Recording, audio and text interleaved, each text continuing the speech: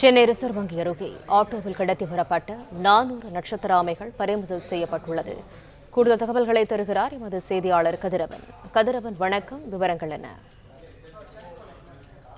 தலைமைச் செயலகம் அருகே சுற்றியுள்ள பகுதிகளில் போலீசார் தொடர்ந்து வாகன சோதனைகளிலும் தொடர் கண்காணிப்பிலும் ஈடுபட்டு வருகிறார்கள். சட்டப்பேரவை கூட்டத்தொடர் நடைபெற்று வரக்கூடிய நிலையில போராட்டங்களில் சிலர் ஈடுபடுவதாக அறிவிக்கப்பட்ட நிலையில அதன் தொடர்ச்சியாக இந்த கண்காணிப்பு தீவிரப்படுத்தப்பட்டு வாகன சோதனை நடத்தப்பட்டு வருகிறது. அந்த வகையில் ரிசர்வ் வங்கி அருகே உதவி ஆணையர் ராஜா தலைமையிலான போலீசார் வாகன சோதனையில் ஈடுபட்ட போது ஆட்டோவில் கடத்தி வரப்பட்ட 400 நட்சத்திர ஆமைகள் பறிமுதல் செய்யப்பட்டிருக்கின்றன.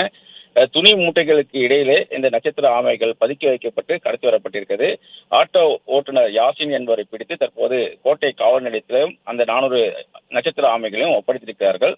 யாசின் ஒருவர் தனக்கு துணி மூட்டை என்று கூறி இந்த பார்சலை அனுப்பி வைத்ததாகவும், தனக்கு துணியை தவிர ஆமைகள் இருப்ப தெரியாது என்று அவர் தெரிவித்திருப்பதாகவும் தெரிவிக்கப்பட்டிருக்கிறது. தற்போது கோட்டை காவல் நிலையத்தில் இந்த நட்சத்திர ஆமைகளையும் இந்த ஆட்டோ ஓட்டுநர் யாசினையும் போலீசார் ஒப்படைத்திருக்கிறார்கள். குறிப்பா இந்த நட்சத்திர ஆமைகள் சர்வதேச அளவில் கடத்தப்படக்கூடிய மற்றும் அருகில் உள்ள உயிரினங்கள் பட்டியலில் இந்த ஆமைகள் இடம்பெற்றிருக்கின்றன. இதன் சந்தை மதிப்பு ஒரு நட்சத்திர ஆமை 25,000 வரை எனவும் 10 லட்சம் ரூபாய் மதிப்புள்ள இந்த நட்சத்திர ஆமைகள் தற்போது பிடிபட்டிருப்பதாகவும் காவல்துறை சார்பாக தெரிவிக்கப்பட்டிருக்கிறது. தகவல்களுக்கு நன்றி கதிரவன்.